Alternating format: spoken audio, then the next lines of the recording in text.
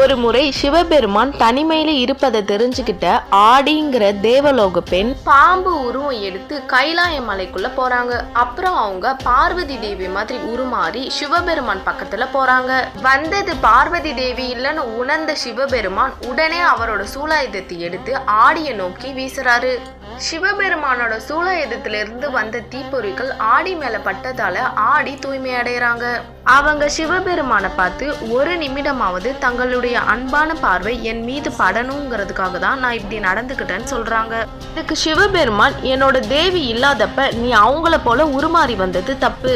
தண்டனையா நீ பூமியில ஒரு கசப்பு சுவையுடைய மரமா பிறப்பாயின்னு சொல்றாரு. தன்னோட தப்ப உணர்ந்த ஆடி சிவபெருமான் கிட்ட விமோச்சனம் கேக்குறாங்க. அதுக்கு சிவபெருமான் ஆடி கிட்ட, பூமியில உன்னோட பேர்ல ஒரு மாதம் இருக்கும். அந்த ஆடி மாதத்துல உனக்கு ஆதி சக்தியோட அருள் கிடைக்கும். சக்தியை வழிபடுவது போல எல்லாரும் உன்னையும் வணங்குவாங்க.